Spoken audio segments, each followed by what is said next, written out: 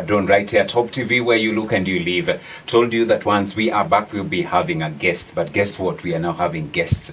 And we are looking forward to an amazing conversation this particular morning on One Day at a Time. And the reason why we are having this conversation is because tomorrow is all about the International Menstrual Hygiene Day, which is an annual awareness day highlighting the importance of good menstrual hygiene management at a global level. And so that's why we have this very important conversation. And today we are talking about promoting menstrual hygiene for girls with disabilities. And of course we have our guests in studio. Any question, clarification, query you could be having, Hope TV Kenya. That is where you can get us on all the social media platforms, and also you can get us on our WhatsApp platform, which is also the text line 0708 222 323. Allow me to welcome our guest on the far left. He's not a stranger. He's been here before. This is George Otieno, and karibu sana, namesake. Thank you so much. It's been a minute. Back again. Good stuff. Yeah. You've been well? Yeah. Karibu Thank sana. God. Yes. Yeah. Awesome. Kazi inakupeleka aje? Tunapambana na hii kazi so that we can ensure that we get our target. All right. Yes. Okay. Yeah. Maybe a brief introduction for someone who is joining you for the very first time. Okay. Yeah. So my name is George Otieno. I work with an organization called Elevate Her. We are based in Kibra. My area of specialization is a disability field. I'm a special needs education specialist. I'm an ABA. I'm a applied behavior analysis technician.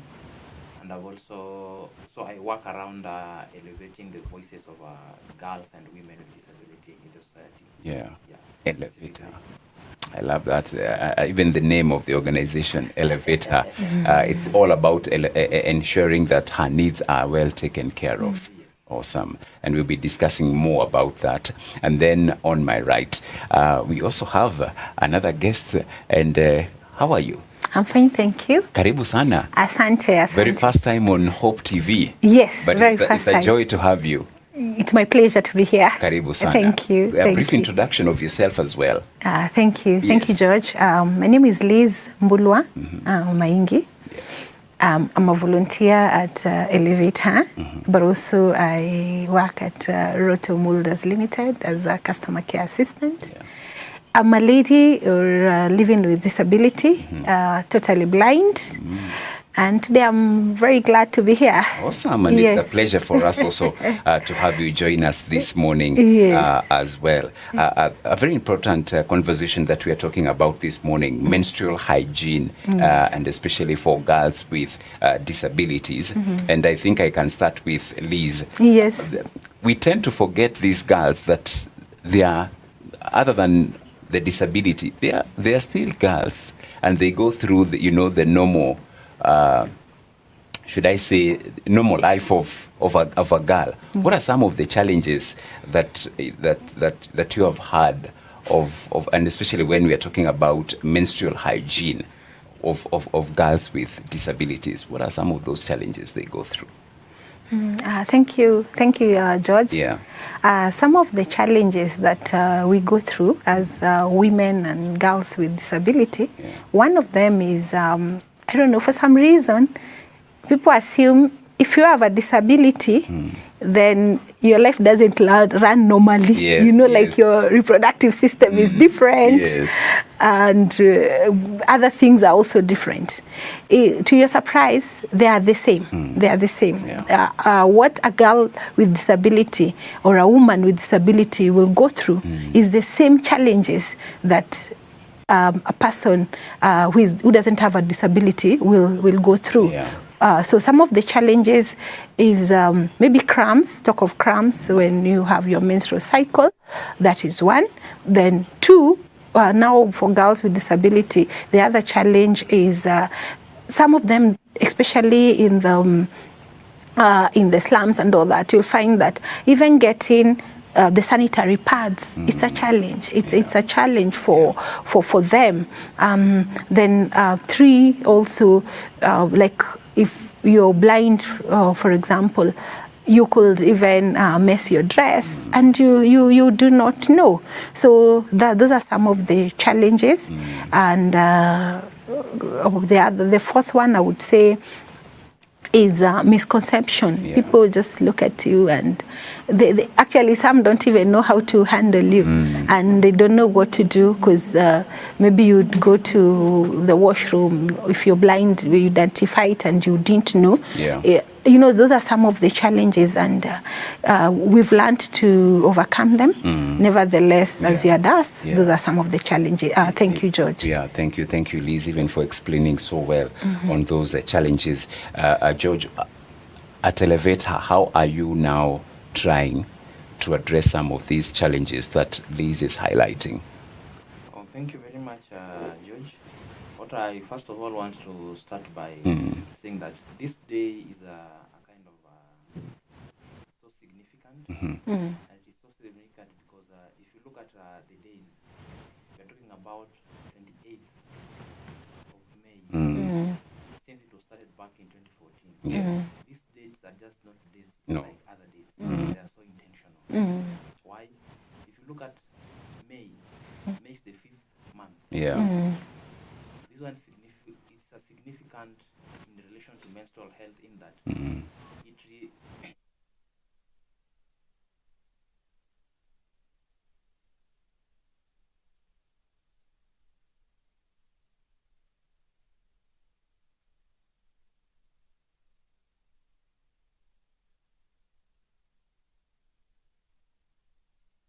it reflects on the menstrual cycle, the 28 days. Yeah. So it is very intentional Yeah. and so significant. So at Elevate, being a women rights organization, we look into championing the rights of women. Yeah. We want to make a menstrual health day as a right, just like health is a right. Yeah. So it should be made kind of, and it should be normalized. Now that the barriers that are within it, the taboos are within it, should be broken. Yeah. So that we see it as a normal thing. You remember during our time when you were in school, seeing girls during this kind of period, it was kind of a big thing. Yeah. People could even tease the girls. Yeah. And this made most of them even to drop out of school. But today, being a man, and we know that a society where we come from is a men-led society. True. We are the people who should stand out and be the torch bearers and tell people that this thing should be normal. Yeah. And that's why at Elevator we are very vocal about this. We are working around the clock so that we can ensure that this thing is just like a right, just like a human right. I can give an example that when we were conducting the sexual reproductive health rights training for some of our beneficiaries, a lady stands up and says that one day she went to the hospital, she was expecting, so she went for the clinic. And everybody was in the hospital, the nurses were like shocked. How did you get pregnant? Yeah. So just like what my colleague has said, Liz, most of us think that if somebody is having a disability, their body also is fully disabled. They don't understand that these are also human beings. And we need to see the human person in people. Then is when we come and see the disability. That's why we are standing tall to come up and educate the community and tell them that this one should be a right. And it should be it should be celebrated.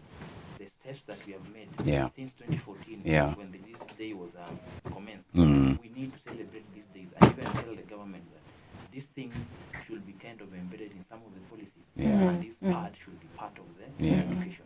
Just like books are given in schools, the part should be part of the process. How let's look at the cognitive and sensory disabilities, and because they are major, and how they affect a girl's ability, because we are trying to see how can she be able to independently manage the menses. So how do the cognitive and sensory disabilities now affect a girl's ability to independently manage her menses? Maybe Liz, you can pick it up. Thank you, George. For the other disabilities, because we have intellectual, we have physical, Yes. we have hearing impaired. So just as you're asking, how do they manage? Like even we have some that have CP, we have autistic and all that. Yeah.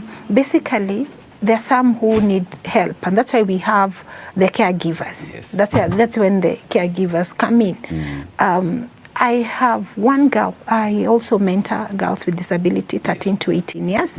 I have a girl in one of the places, and she was actually, what happened to her? She was raped, and then she got a baby. Yeah. Now, she didn't even know she was pregnant. No. So the caregiver took care. Now, in this case, now to answer your question, the caregivers now come in. Because when they grow, some of them, yes, the body will just take its nature. But through the caregivers will take care of them. And now it is the caregiver to ensure the girl has the pads and the girl is safe, protect the girl, just like we protect any other girl. So that's what the caregivers will do. They will take care. So that is basically the caregivers are the ones who really come in where these other some of the disabilities are concerned, so that they can be able to assist the girls where their menstrual cycles is concerned.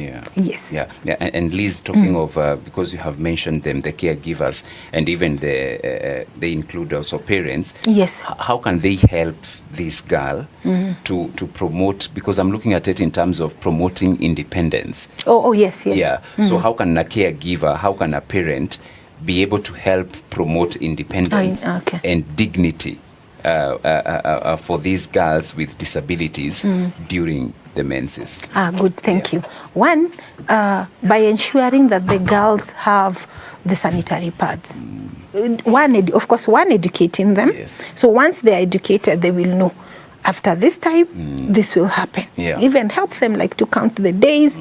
That help them to know there are different cycles. There's 21, there's 28, there's 32. So depending, and also help them to know, so that they will know, because bodies are different. Bodies are different. Yes, we talk about 28, but we have people who have irregular.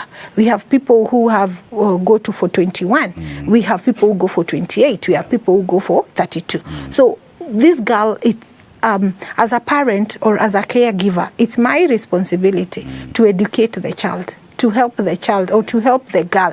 When I talk about a child, I'm talking about 13 to 18 or just before 18. So this is to help this girl to be able to identify themselves. And once we teach the girl, so number 2, you show them the simple things, just to use the sanitary pads.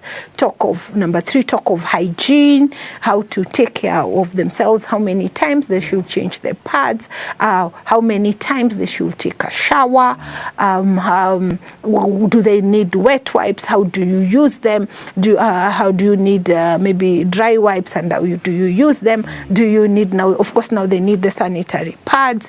And where that is concerned, now we are talking of hygiene, so that this girl knows if I change within like 2-3 hours, I am good, because I will be safe. I'll be taking care of myself and also taking care of the environment, because I won't get infections, and also I'll be fresh through the day. So what do? We educate the girls, so that they know this is what I will do. And once you educate them, to my surprise, they get to know.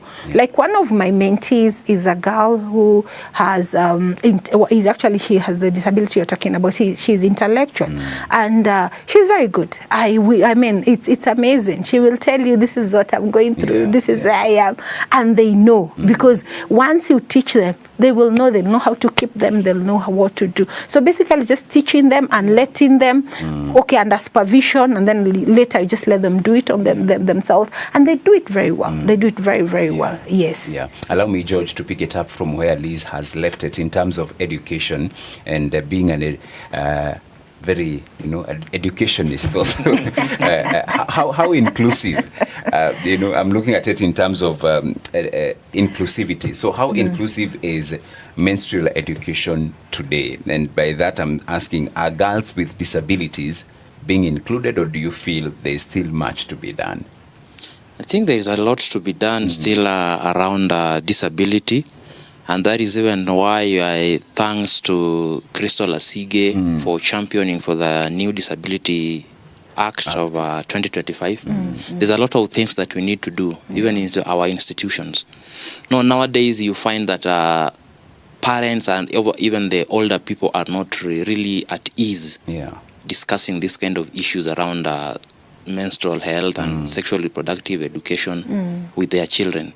So I think it should be part and parcel of the curriculum where, in terms of just like we have other co-curricular activities like the clubs, this should be form part of the club where even the male, the boys, are made part of it as the secondary beneficiaries, so that they understand these things at a certain level. Just like currently, this time we are talking about inclusive in all aspects of life. And why are we talking about inclusive? In that children, while still they are at school, when they get involved with persons with disability at that younger age, they will understand and appreciate the ability of these people at that still young age. So even with the menstrual health education, we need to involve these, even the boys, so that when they grow up, they understand that this is part and parcel of girls' life. So that even if they grow, they get older, they will be the champion of this, so that we can see around on how we can regularize this kind of activities, so that these girls live their normal life, even though they have disability. And in so doing also, we will stop the stigmatization that is so prevalent in the society, because it starts at school. If at school level the boys are not understanding, then the same is translated even in the society, in the village, in the estates and all. But if that, because as you said, if they learn it in school, the same boys will go now and spread that word. By the way, it's a normal thing at home, in the village, in everywhere. And so that stigma is actually now eliminated. What are some of the social stigma? Let's talk about the same, because now we are talking about the stigma. Some of the social stigma or even misconceptions surrounding menses in girls with disabilities, and how can we be able to address them? Liz, if we can start with you. Some of the we are looking at some of the social stigma or misconceptions surrounding menses in girls with disabilities, and then how can we be able to address them? Okay, one of the stigma is that it's sickness. So you'll find that people will say, this person is sick, the girl is sick. So that's a stigma, because that is not the truth. It's just a challenge, as I said, maybe like cramps and all that. So one is stigma. It is people think sometimes this girl is sick, and even the parents. So you'll find that a girl will be locked in, and they'll say the girl is sick. Yes, it is not sickness. It is just they are in a menstrual cycle. So that is one. Then the other one is also that when you have your periods, is like you are abnormal. That is a misconception, because you're just being. The truth is that you're normal, but now people would think you are abnormal because of the hormonal imbalance that happens. That is just hormonal imbalance, and the person will be moody, and sometimes they just behave differently. Different people behave differently, because remember someone was saying when a lady is in their menses in their house, everything is in problem, including the cat. So I don't know. So and this is just the hormonal imbalance. So those are some of the misconceptions. But I don't know whether we can also talk about on how to handle them. Yes. How can we handle them? Because how we can handle them. One, when the girl is having their menses, let's tell them this is normal. unless they are very, very sick and Yeah. you can seek medical advice, then let them just run their normal life. If Yeah. it is school, let them go. Yeah. Unless they run their normal program. Then about hormonal imbalance for both actually girls and even women with disability, let's just try to control ourselves. Yeah. That's what I can say. Be calm, be calm, Yeah. be calm. Yeah. Because if I can quote the Bible, Philippians 4:7, God will give you peace that surpasses all human understanding. Yeah. You can even pray. Just involve God in everything. Yeah. All right. Yeah. George, let's talk about training of caregivers because they play such a critical role. So how important is caregiver training in as far as supporting menstrual hygiene for girls with disabilities? So I think this is a caregiver is so instrumental in the life of a child with a disability. Yeah. In that, even without that child with a disability, in all aspects of life, the first teacher of a child is the parent. True. So the presence of a parent is so instrumental. In that, in disability, we look at even the reason as to why we take these children into school. Because somebody might ask you, why should I take a child with intellectual disability to school, and yet they will not get up to this level? Because the kind of foundation that we were given, like the Africans now, we were told that if you work hard, you will have a better life. Yes. So everybody's life is mainstream towards going to the universities and colleges to get a job.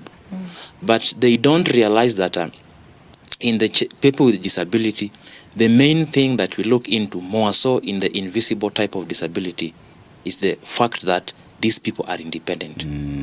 Nobody will stay with their parents all through their lives. No. So when we bring in the training of the caregiver in the life of a child with disability, we are looking into how is this parent able to support their children towards independence.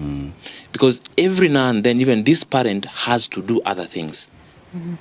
This child is not only the work that they do. Because remember, they also have other kids in the house.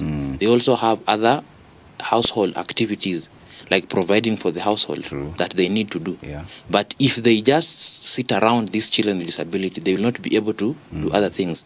And you realize that this is now how this kind of overload gets into the mind of the caregiver, and then the mental health comes in. So we need always, like our organization Elevator, we look into providing more trainings to the caregiver so that they can be able, first, when they meet, they have a session for peer-to-peer talk. They'll be able to learn from each other.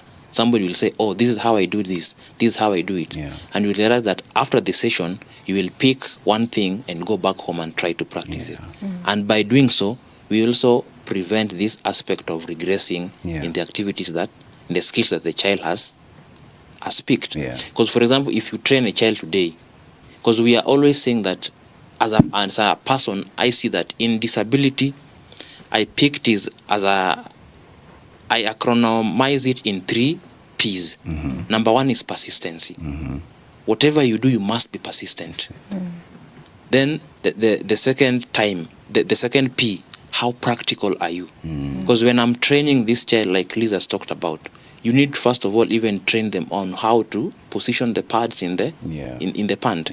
So this is now a practical part of it, so that they can understand this is how it is done. So when we do these things several times without getting tired, it is kind of an enjoyable session. These kids will be able to understand and pick up the skill. And the best thing with them is that once they are trained and conditioned towards something, they will never forget. And that is what we are looking into. Yes. All right. And Liz, how can, let's talk of how families, schools and communities, how they can be involved in promoting positive attitude towards menstrual hygiene, as we are talking about for girls with disabilities. Okay. How the families and communities, schools, yes. How they can be involved is telling the girls it is normal. That is number 1. It's a normal thing in the reproductive system of ladies. of a woman, for example. So, and you don't only start teaching them when it starts. No. As long as they are preteens, you start as early as preteens. We are talking preteens, we are talking about 10, 11, 12. You can start telling them. Because even in schools, they are taught, maybe George will agree with me, in our education system. So basically, we are talking about the family, and then our community, and also our schools, to teach the young girls as early as they are preteens. Because now, even when you talk about the age, there are girls even as early as 9. They already have their menses as early as 9. So we start early. Actually, when I say 10, can go back up to 9. We start teaching them before it starts. We tell them, when you become a woman, this is what happens. You will start getting your menses. And it is normal. So we start in the family, and also in the community, we make sure they are taught. And then also in our schools, just as we've said, so that it is all rounded. It is not. We are not leaving it just to the family. We are not leaving it to the schools. We are not leaving it to the community. It is like. It is all rounded. And basically, when I think I've talked about education and educating a lot in my talk, because I think basically Hosea 4:6, I think it says, my people perish because of lack of knowledge. So when we give our children the knowledge, then they will be able to know, even when it comes. And then, like, I can give my own example. Like, I remember when I was growing up, I had bigger sisters who told me this will happen. And even the day it came, I was not shocked. It didn't shock me. So I went and told one of my sisters, hey, finally it has come. And because I was... you were expecting it was to come. I was expecting. I was just sleeping, and I woke up in the morning and I was red. I mean, there was something. It's a story for another day. So it wasn't a surprise. It was not a surprise because I was already taught. But can you imagine if you didn't have that education? It would have been a challenge. I would have thought I was cut, so I'd think I was something. And the same even to our girls. That is what they could think. Maybe, hey, what happened? Or maybe, depending on this disability. The ones who will see, they'll see and know, if they are not educated, they'll think something wrong, something went wrong somewhere, or I was cut at night or during the day, so they won't even do anything. But if you educate them, now they know, because they're already expecting, and they will know this is what has happened. So in education, we're just talking about these simple things, that this is normal, so that is what the family, the schools, and the community is saying. This is it is normal, it will come. Now, number 2, then also tell them that when it comes, what do I do? What do I need to do? Do I need to take a shower like twice a day? I need to do ABCD. I need to change my pads, and I need to maintain a high levels of hygiene, because here we are talking about menstrual hygiene, and that's what we are focusing, because when this is a very sensitive period, and as much as we are talking about hygiene, some of the places, even maybe water could be a problem. So if there is a problem with water, what else can you do? How can what we tell our girls with disability? If you have a challenge with water, the little water that is there, you can do a sponge bath and make sure you clean yourself and you're clean. If wet wipes are there, you can use them. But you see now, even the wet wipes, for them to get is even a challenge. If getting a pad is a challenge, think about even a wet wipe, you can't go that far. But at least they have a face towel or even a handkerchief that you can wash clean and wipe yourself, and you'll be clean and you'll feel fresh. That is in the event where maybe you can't, there's a challenge with water. But where there's enough water, let the girl even tell them you can take a shower like two times a day, minimum two, in the morning and in the evening. So that will avoid infections. It will avoid many other diseases that come out of not being very clean or not being very hygienic. Washing our hands. All right. And George, you mentioned about the act, the new Disabilities Act 2025, and I remember we hosted the Senator Crystal a fortnight ago, and she was saying now, before the implementation, there now needs to be regulations now being put in place. and one of the biggest challenge we have in Kenya is that we have laws, yes, but now when it comes now the rubber meeting the road, implementation and all, that is where now we have the challenge. The reason I'm asking this is I want to ask about policies and programs. Do we have policies and programs in place that will help us address what we are discussing here, menstrual hygiene for girls with disabilities? I think there is one called menstrual hygiene maintenance of that talked about between 2019 to 2030. Yeah. Yes, but I really think that there is still a gap when it comes to the distribution. Because this kind of thing, it has really been politicized a lot. Yeah. Everybody wants to do it, but there is how it is done is totally out of place. True. So I think there should be, as now the disability bill is there, and even before we even I go on, what I really need to tell people is that it is upon us, the citizens, to take time and read that bill and understand it, so that we can know what is in that bill. So that even if the government now starts to implement it, we will know what is there. So this kind of avenues, we should give them first priority in discussing those kind of bills, so that even people with disability, because some of them are outside there and they do not know the importance of that bill. So this is now the time to allow them to understand it.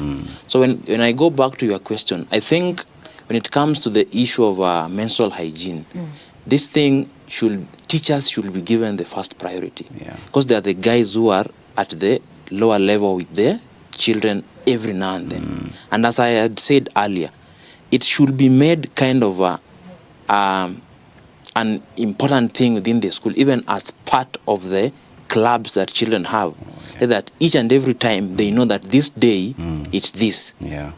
So that even the boys are given opportunity to have their time to understand how their bodies evolve. Because even the boys in the other times, they have the wet dreams. Just like Lisa said, somebody told her that expect this even as you grow. And when the time came, she was aware of it. What about those boys? Breaking of the voices, the wet dreams and the rest.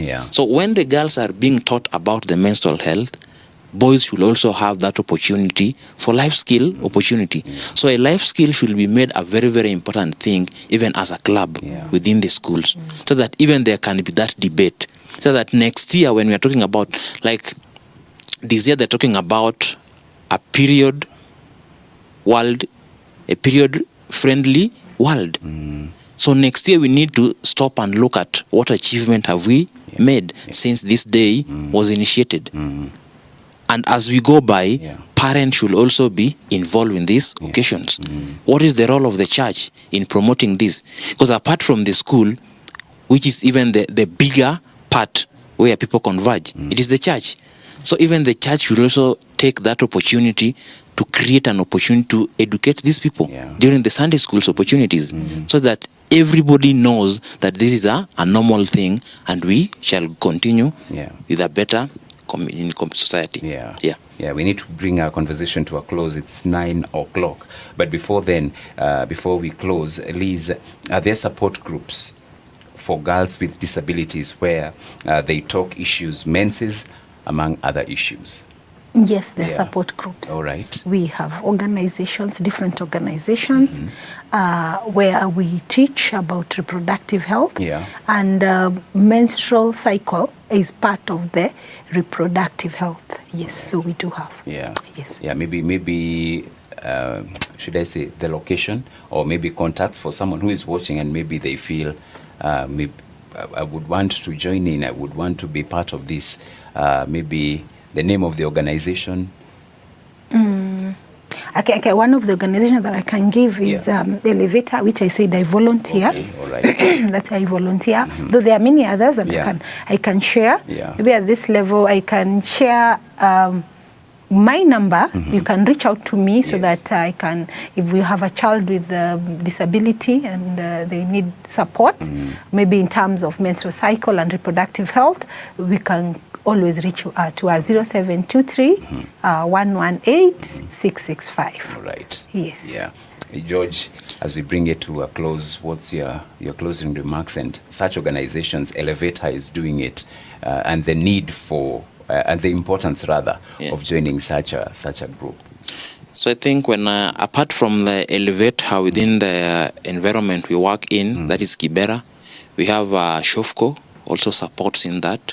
We have Carolina for Kibera. Yeah. We have Polycom Girls, it's also in Kibera. Yeah.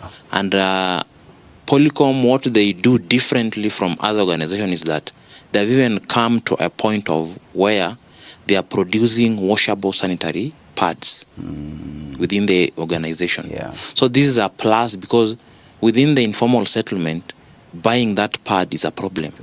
But when you are provided with that washable sanitary pad, yeah, you will be able even to use it once or even twice. And apart from that, there is also economic aspect of it, because they are the same girls who make them. So when they are sold, they get something that they can take back at home. Yeah. So as I conclude, I just want to say that we should normalize this day, and men should take the front lead, so that we can have a society that is taboo-free when it comes to menstrual hygiene. Yeah. All right.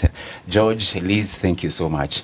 Thank you for coming in and sharing with us that information. It was important. It was critical for us to share the same, especially ahead of tomorrow's big day, the International Day, even as Kenya joins the rest of the world in marking the day. So thank you so very much. And we appreciate the good work that you are doing with these girls. And may God, as you refresh them, may He also refresh you as well. Amen. Thank you so very much. Thank you. Asante sana. And thank you so very much for joining us in today's conversation. And we appreciate your company. We appreciate for the interaction as well on our social media platforms. Keep those conversations going. Keep that fire burning as well. Share the link with someone who was not able to watch today's episode. And also, you can always contact Elevator, and see how you can be able to help with a sanitary pad, as we have been discussing here. It's a tall order. It's a challenge for so many girls. Yes. And so you can see how you can plug in and be of help to a girl out there. Thank you so very much on behalf of the entire team that has made today's production a success. My name is George Gishoro. Tomorrow is a Wednesday, so the Christian Walk segment, and so see you there. So from me and the entire team, it's bye-bye for now.